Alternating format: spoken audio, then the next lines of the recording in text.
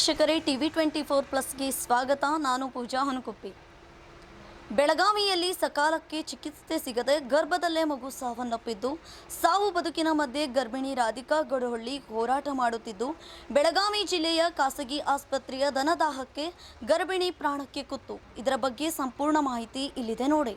ಗೋಕಾಕ್ ತಾಲೂಕಿನ ಮೇಲ್ಮಟ್ಟಿ ಗ್ರಾಮದ ರಾಧಿಕಾ ಮಲ್ಲೇಶ್ ಗಡಿಹೊಳಿ ಎಂಬ ಗರ್ಭಿಣಿ ಮಹಿಳೆ ಇಂದು ಬೆಳಗ್ಗೆ 4 ಗಂಟೆಗೆ ಹೆರಿಗೆಗೆ ಬಿಮ್ಸ್ ಆಸ್ಪತ್ರೆಗೆ ದಾಖಲಾಗಿದ್ಲು. ಆದರೆ ಆಸ್ಪತ್ರೆಗೆ ದಾಖಲಾಗುವ ಮುಂಚೆ ಗರ್ಭದಲ್ಲೇ ಮಗು ತೀರಿಕೊಂಡಿದೆ. ಪೀಡ್ ಸಮಸ್ಯೆಯಿಂದ ಬಳಲುತ್ತಿದ್ದ ರಾಧಿಕಾ ಅವರನ್ನು ಚಿಕಿತ್ಸೆಯ ಮುಂಚೆ ಬೆಳಗಾವಿ ಕೇಲಿ ಆಸ್ಪತ್ರೆಯಲ್ಲಿ ದಾಖಲಿಸಲಾಗಿತ್ತು. ಆದರೆ ಕೇಲಿ ಆಸ್ಪತ್ರೆಯಲ್ಲಿ ಹಣ ತುಂಬಲಾಗದೆ ಬಿಮ್ಸ್ ಆಸ್ಪತ್ರೆಗೆ ರಾಧಿಕಾಳನ್ನು ಕುಟುಂಬಸ್ಥರು ಕರೆತಂದಿದ್ದಾರೆ. ಗರ್ಭದಲ್ಲೇ ಮಗು ತೀರಿ ಹೋಗಿರುವ ಹಿನ್ನೆಲೆ ಗರ್ಭಿಣಿ ರಾಧಿಕಾ ಚಿಕಿತ್ಸೆ ನೀಡಲು ನುರಿತ ವೈದ್ಯರಾದ ನ್ಯೂರೋಲಾಜಿಸ್ಟ್ ಹಾಗೂ ಕಾರ್ಡಿಯೋಲಾಜಿಸ್ಟ್ ವೈದ್ಯರ ಕೊರತೆ ಬಿಮ್ಸ್ ಆಸ್ಪತ್ರೆಯಲ್ಲಿ ಇದೆ. ಹಾಗಾಗಿ ಬೆಳಗಾವಿ ಬಿಮ್ಸ್ನಿಂದ ಕೇಮ್ಸ್ ಆಸ್ಪತ್ರೆಗೆ ರವಾನೆ ಮಾಡಲಾಗಿದೆ. ಪ್ರಕರಣ ಸಂಬಂಧ ಡಿಸ್ಟ್ರಿಕ್ಟ್ ಸರ್ಜನ್ ವಿಠಲ್ ಶಿಂದೆ ಮಾಧ್ಯಮಗಳಿಗೆ ಸ್ಪಷ್ಟನೆ ನೀಡಿದ್ದು, ಬಾಣಂತಿ ಆಸ್ಪತ್ರೆಗೆ ದಾಖಲಾದಾಗ ಪೀಡ್ ಸಮಸ್ಯೆಯಿಂದ ಪ್ರಜ್ಞೆ ಕಳೆದುಕೊಂಡಿದ್ರು. ಬಾಣಂತಿ ಮಹಿಳೆಗೆ ವೆಂಟಿಲೇಟರ್ನಲ್ಲಿಟ್ಟು ಚಿಕಿತ್ಸೆ ಕೊಡಲಾಗುತ್ತಿದೆ. ತಜ್ಞ ವೈದ್ಯರ ಕೊರತೆಯಿಂದ ಕೇಮ್ಸ್ ಆಸ್ಪತ್ರೆಗೆ ರವಾನೆ ಮಾಡುತ್ತಿದ್ದೇವೆ. ಗರ್ಭಿಣಿ ಪರಿಸ್ಥಿತಿ ಸದ್ಯಕ್ಕೆ ತೀರಾ ಕ್ರಿಟಿಕಲ್ ಇದೆ. ರಾಧಿಕಾ ಬದುಕುಳಿಯುವುದು ಡೌಟ್ ಎಂದು ಹೇಳಿದ್ದಾರೆ.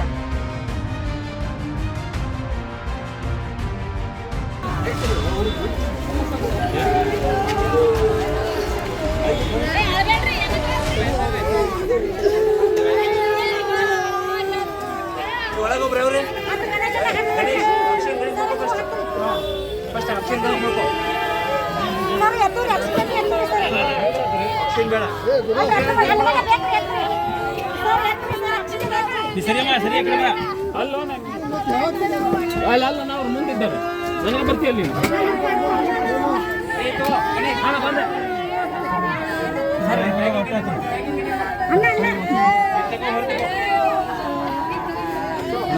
ರಾಧಿಕಾ ಮಲ್ಲೇಶ್ ಗಡ್ಡಿಹೊಳಿ, ಮೇಲಮಟ್ಟಿ ತಾಲೂಕು, ಗೋಕಾಕ್, 19 ವರ್ಷ. ಇವಳು ತನ್ನ 8.5 ತಿಂಗಳ ಗರ್ಭಿಣಿ ಸ್ತ್ರೀ, ಪ್ರಥಮವಾಗಿರ್ತಕ್ಕಂಥ ಗರ್ಭಿಣಿ ಸ್ತ್ರೀ. ಸೊ ಅವರು ನಿನ್ನೆ ರಾತ್ರಿ ಅವರ ಒಂದು ಹೇಳಿಕೆ ಪ್ರಕಾರ 9 ಗಂಟೆ 9:30 ಊಟ ಮಾಡಿದವ್ರ ಮೇಲೆ ಅವರಿಗೆ ಫಿಟ್ಸ್ ಬಂತು ಅಂತ ಹೇಳ್ತಾ ಇದ್ದಾರೆ. ಫಿಟ್ಸ್ ಬಂದ ತಕ್ಷಣ ಅಲ್ಲಿ ಗಾಡಿ ವ್ಯವಸ್ಥೆ ಮಾಡಿಕೊಂಡು ಮೊದಲು ಸ್ಥಳೀಯವಾಗಿರ್ತಕ್ಕಂಥ ಖಾಸಗಿ ಆಸ್ಪತ್ರೆ ತೋರಿಸಿದ್ರು. ಅಲ್ಲಿ ಪ್ರಥಮ ಉಪಚಾರ ನೀಡಿದ್ರು. ಪ್ರಥಮ ಉಪಚಾರ ನೋಡ್ಕೊಂಡು ಬಿಟ್ಟು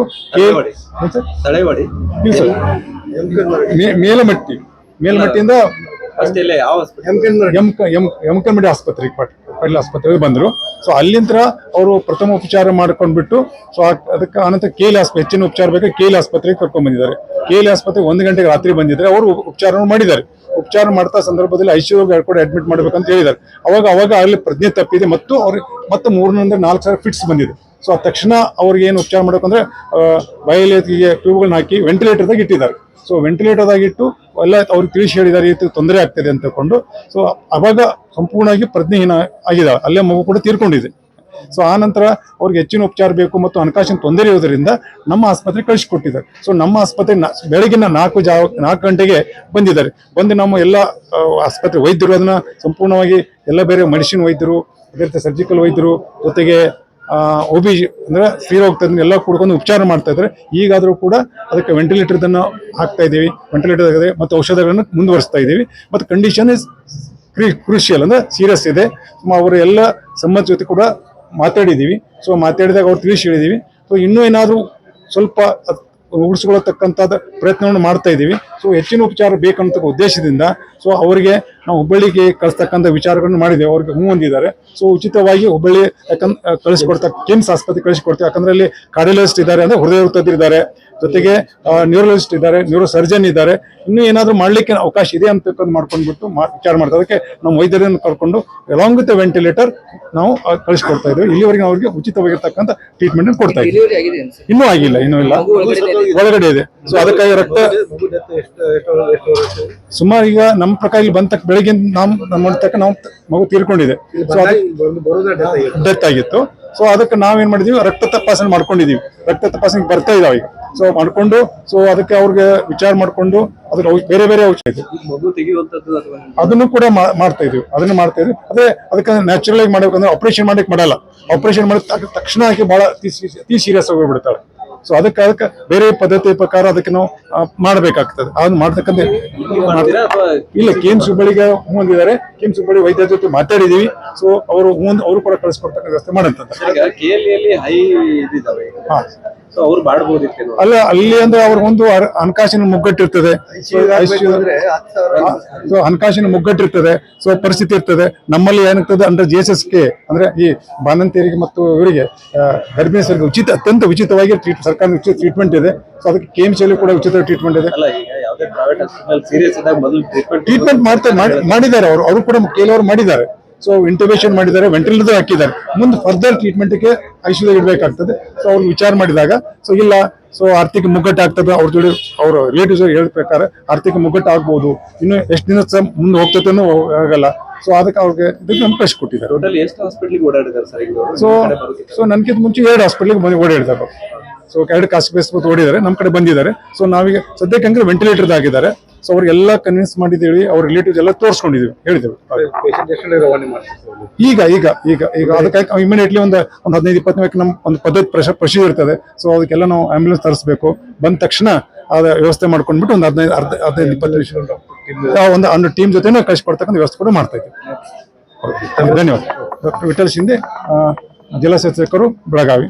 ಜೊತೆಗೆ ನಮ್ಮ MS ಸರ್ ಇದ್ದಾರೆ.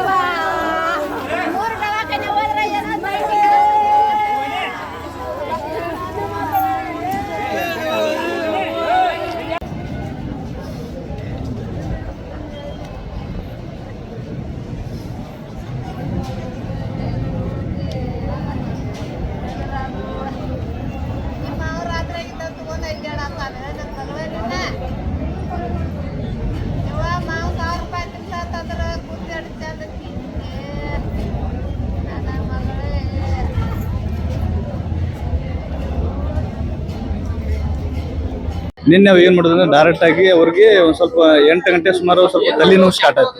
ಫಸ್ಟ್ ಟೈಮ್ ಇದು, ಯಾವತ್ತು ಪೀಡ್ಸ್ ಬಂದಿಲ್ಲ ಏನಿಲ್ಲ. ಫಸ್ಟ್ ಟೈಮ್ ತಲೆನೋವು ಸ್ಟಾರ್ಟ್ ಆಯ್ತು. ತಲೆನೋವು ಸ್ಟಾರ್ಟ್ ಆದ್ಮೇಲೆ ಡೈರೆಕ್ಟ್ ಆಗಿ ನಾವೇನ್ ಮಾಡಿದ್ವಿ ಅಂದ್ರೆ ಅವ್ರನ್ನ ಎಮ್ಕೊಂಬಡಿ ಕರ್ಕೊಂಡು ಹೋದ್ವಿ. ಎಮ್ಕೊಂಬಡಿ ಕರ್ಕೊಂಡು ಹೋಗ್ಲಿಕ್ಕೆ 11 o'clock ಆಯ್ತು. ಪಾಟೀಲ್ ಹಾಸ್ಪಿಟಲ್ ಅಂತ ಅಲ್ಲಿ ಆದ್ಮೇಲೆ ಟ್ರೀಟ್ಮೆಂಟ್ ಕೊಟ್ರಲ್ಲಿ. ಟ್ರೀಟ್ಮೆಂಟ್ ಕೊಡೋಕಲ್ಲಿ ಅಲ್ಲೇ ಪಿಡ್ಸ್ ಬಂತು.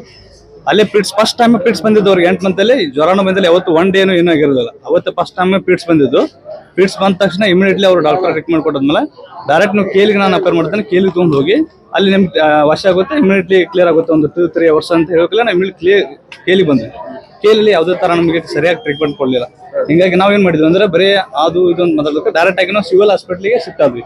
ಸಿವಿಲ್ ಹಾಸ್ಪಿಟಲ್ ಡೈರೆಕ್ಟ್ ಆಗಿ ಅವರು ಆಂಬುಲೆನ್ಸ್ ತಂದ್ಬಿಟ್ರು. ಇಲ್ಲಿ ಒಳ್ಳೆ ರೀತಿಯಾಗಿ ಟ್ರೀಟ್ಮೆಂಟ್ ಕೊಟ್ಟಿದ್ದಾರೆ.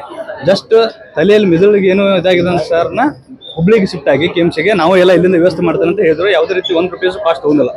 ಎಲ್ಲ ಚೆನ್ನಾಗಿ ಸರ್ವಿಸ್ ಕೊಟ್ಟಿದ್ದಾರೆ. ಬಟ್ ಇಲ್ಲಿ ಕರೆಕ್ಟ್ ನಾವು ಬರ್ಲಿಕ್ಕೆ ನೈಟು 1 o'clock ಆಗಿತ್ತು, 1:30 ಆಗಿತ್ತು ಇಲ್ಲಿ ಬಂದಾಗ. ಸರ್ ಅಲ್ಲಿ ಕೇಳಿ ನಾವು ಕೊಟ್ಟಿದ್ವಿ, ಬರೀ ಅಲ್ಲಿ ಇಲ್ಲಿ ಬರೀ ಓಡಾಡ್ತಿದಾರೆ. ಟ್ರೀಟ್ಮೆಂಟ್ ಅಂದ್ರೆ ಕರೆಕ್ಟ್ ಪೇಷಂಟ್ಗೆಲ್ಲ ನೋಡ್ತಿರಲ್ಲ. ನಾವು ಆಮೇಲೆ ಮಾತಾಡಿದ್ರೆ ಬರೀ ಅಮೌಂಟ್ ಮಾತಾಡ್ತಿದ್ರು. ನಾವು ಅಮೌಂಟ್ ಬಗ್ಗೆ ಅಂದ್ರೆ ಇವರು ನಾವು ಬಡವರು, ನಾವು ಇವತ್ತು ದುಡಿದ್ರೆ ತಿಂತೀವಿ, ಇಲ್ಲಾಂದ್ರೆ ಇಲ್ಲ. ಆ ತರ ಅವರು 1 day ACL ಅಡ್ಮಿಟ್ ಮಾಡಿ 30,000 ಕಟ್ಟಬೇಕು. ಸಿಜರಿಂಗ್ ಆದ್ರೆ 1,15,000 ಕಟ್ಟಬೇಕು. ಈ ತರ ಹೇಳಿದ್ಮೇಲೆ ನಮ್ಗೆ ಆಗಲ್ಲ ಅಂತ ಹೇಳ್ಬಿಟ್ಟು ನಮ್ಗೆ ಸಿವಿಲ್ ಟ್ರಾನ್ಸ್ಫರ್ ಮಾಡಿ ನಾವು ಸಿವಿಲ್ಗೆ ಹೋಗ್ಬಿಡ್ತೇವೆ ಅಂತ ಹೇಳಿದ್ವಿ ಅವ್ರಿಗೆ. ರಿಕ್ವೆಸ್ಟ್ ಮಾಡ್ಕೊಂಡು ಮೇಡಮ್ ಅವ್ರು ಡೈರೆಕ್ಟ್ ಆಗಿ ಇಲ್ಲ, ಅವರು ಗಾಡಿನ ಆಂಬುಲೆನ್ಸ್ ಅಲ್ಲಿ 1 ರೂಪಾಯಿ ಕಾಸ್ಟ್ ತಗೊಳ್ದೆ ಬಂದ್ಬಿಟ್ರು. ಇಲ್ಲಿ ಟ್ರೀಟ್ಮೆಂಟ್ ಕೊಟ್ಟರು ಸರ್. ನಾವು ಇವರು ಎಲ್ಲಾ ತರ ಟ್ರೀಟ್ಮೆಂಟ್ ಮಾಡಿದ್ದಾರೆ. ಬಟ್ ಏನ್ ಹೇಳ್ತಿದಾರೆ ಅಂದ್ರೆ ಕಂಡೀಷನ್ ನಮ್ ಕಡೆ ಏನಿಲ್ಲ. 99% ಅದು ಮೇಲ್ಗಡೆ, ನೀವು 1% ಮಾತ್ರ ನಾವು ಹೇಳ್ಬೋದು. ಇವು ಹುಬ್ಳಿ ಕೊಟ್ಟರು 1% ಮಾತ್ರ ಹೇಳ್ತಾನೆ ಅಂತ ಹೇಳ್ತಿದಾರೆ ಅವರು. ಹುಬ್ಳಿ ಕರ್ಕೊಂಡು ಹೋಗ್ತೀರಿ? ಹುಬ್ಳಿ ಕರ್ಕೊಂಡು ಹೋಗಂತ ಮಾಡಿದ್ವಿ. 1% ಏನೇನು ಮಾಡ್ಬೇಕು? ಮಗು ಏನು ಬರ್ಮಾ ಕೆಂಪನ್ ಪರಿಸ್ಥಿತಿ ಹೆಂಗಿದೆ ಅಂತ ಈಗ? ಮಗು ಆಲ್ರೆಡಿ ಡೆತ್ ಆಗಿದೆ ಸರ್. ಹೌದಾ? ಆಲ್ರೆಡಿ ಡೆತ್ ಆಗಿದೆ ಅಂತ ಹೇಳಿದ್ದಾರೆ. ಬಟ್ ಅವ್ರದ್ದು ಸ್ವಲ್ಪ ಯಾವುದೇ ರೀತಿ ಅವರು ಸ್ಪಂದಿಸ್ತಾ ಇಲ್ಲ. ಸ್ಪಂದಿಸಿದ್ರೆ ನೆಕ್ಸ್ಟ್ ಅವರು ಎಲ್ಲ ಹೋರಾಡಿದ್ರು. ಎಷ್ಟೊತ್ತಾಯ್ತಂತೆ ಮಗು ಡೆತ್ ಆಗಿದೆ? ಇವಾಗ ಇದು ಪ್ರೆಸೆಂಟ್ಲಿ ಅವ್ರು ಹೇಳಿದ್ದು 3-4 ಅವರ್ಸ್ ಮೇಲೆ ಆಗಿದೆ ಸರ್. ಹಾ, ಅವ್ರು ಯಾವುದೇ ರೀತಿ ಟ್ರೀಟ್ಮೆಂಟ್ ಸ್ಪಂದಿಸ್ತಾ ಇಲ್ಲ. ಸ್ಪಂದಿಸಿದ್ರೆ ನೆಕ್ಸ್ಟ್ ಆಪ್ಷನ್. ಸರ್ಕಾರಕ್ಕೆ ಏನಾದ್ರು ಕೇಳ್ತೀರಿ? ಸರ್ಕಾರಕ್ಕೆ ಏನೇ ಅಂತ ಇಲ್ಲ ಸರ್. ಒಂದ್ ಏನ್ ರಿಕ್ವೆಸ್ಟ್ ಅಂದ್ರೆ ಯಾವುದೇ ರೀತಿ ಇವಾಗ ನಮ್ದು ಮುಖಮಟ್ಟಿ ಅಂತ ಇದೆ, ಅಲ್ಲಿ ಮುಖಮಟ್ಟಿಯಲ್ಲಿ ಗೌರ್ಮೆಂಟ್ ಹಾಸ್ಪಿಟಲ್ ಇದೆ. ಆ ಗೌರ್ಮೆಂಟ್ ಹಾಸ್ಪಿಟಲ್ ಅಲ್ಲಿ ಅಲ್ಲೇ ಟ್ರೀಟ್ಮೆಂಟ್ ಇದ್ರೆ ಇವತ್ತು ಇಲ್ಲಿ ಬರ್ತಿರಕಲ್ಲ ನಾವು ಎಲ್ಲದಕ್ಕೂ ಪ್ರತಿಯೊಂದು ಇಲ್ಲೇ ಬರ್ಬೇಕು. ಅಲ್ಲಿ ಮುಖಮಟ್ಟಿ ಸಗಟ್ಟು ಕರೆಕ್ಟ್ ಆಗಿ ಟ್ರೀಟ್ಮೆಂಟ್ ಇಲ್ಲ. ಇದು ಒಂದು ಗೌರ್ಮೆಂಟ್ ಹಾಸ್ಪಿಟಲ್. ಇದು ನಮ್ಗಂತಲ್ಲ, ನಮ್ ಸುಶೇಗೆ ಅಂತಲ್ಲ, ಯಾರು ಪ್ರತಿಯೊಂದು ಹೆಣ್ಮಕ್ಳಿಗೆ ಅಲ್ಲಿ ಬಡವರಿಗೆ ಅಲ್ಲಿ ಆದ್ರೆ ಇಮಿಡಿಯೇಟ್ಲಿ ಬೆಳಗಾವ್ ಬರ್ಬೇಕಂತ ಆಗಲ್ಲ ಸರ್. ಆಂಬುಲೆನ್ಸ್ ತಗೊಂಡು ಅಲ್ಲೇ ಏನೋ ಟ್ರೀಟ್ಮೆಂಟ್ ಕೊಟ್ಟಿದ್ರೆ ಅವ್ರು ಉಳಿತಿದ್ರು. ಬಟ್ ಈ ತರ ಆಗಿಲ್ಲ. ನಾವು ಹಗಲು ರಾತ್ರಿ ಅಂತ ತಗೊಂಡ್ ಬಂದು ಕಷ್ಟಪಟ್ಟು ದೇವ್ರಿಗೆಲ್ಲ ಇದ ಮಾಡಿದ್ರು ಪ್ರತಿಫಲ ಸಿಕ್ಕಿಲ್ಲ ಸರ್. ಇವಾಗ ನೋಡ್ತೀವಿ ಹುಬ್ಳಿಗೆ ಹೋಗ್ತಾರೆ, ಅಲ್ಲಿ ಹುಬ್ಳಿಲಿ ಗ್ಯಾರಂಟಿ ಇಲ್ಲ, ಅದನ್ನು ಅದು ಹೇಳ್ತಾರೆ. ಅಲ್ಲಿ ಕೇಳಿ ಬಂದು ಅಡ್ಮಿಟ್ ಮಾಡಿ ಅವರು ಅದನ್ನ ಹೇಳ್ತಾರೆ, ನಾವು ಯಾವುದೇ ರೀತಿ ಗ್ಯಾರಂಟಿ ಕೊಡಲ್ಲ. ಎಷ್ಟಾರು ಅಮೌಂಟ್ ತಗೊಂತಿದ್ರೆ ಅದೂ ಇಲ್ಲ ಗ್ಯಾರಂಟಿ. ಮತ್ತೆ ಇಲ್ಲಿ ಬಂದ್ರೆ ಇವ್ರು ಗ್ಯಾರಂಟಿ ಕೊಡಲ್ಲ. ಎಲ್ಲಿ ಹೋಗ್ಬೇಕಂತ ಗೊತ್ತಲ್ಲ. ಅದಕ್ಕೆ ಸರ್ ಎಲ್ಲಿ ನಿಯರೆಸ್ಟ್ ಬೈ ಎಲ್ಲೆಲ್ಲಿ ವಿಲೇಜ್ ಇದಲ್ಲ ಅಲ್ಲಿ nearest by government hospital facility ಸಿಕ್ಕರೆ ಎಲ್ಲರಿಗೂ ಅನುಕೂಲ ಆಗುತ್ತೆ. ನಮಗಂತಲ್ಲ, ಪ್ರತಿಯೊಬ್ಬರಿಗೂ ಎಲ್ಲರಿಗೂ ಅನುಕೂಲ ಆಗುತ್ತೆ ಅಷ್ಟೇ. ನಿಮ್ಮ ಹೆಸರು? ನನ್ನ ಹೆಸರು ಬರಮ್ಮ ಅಂತ ಸರ್.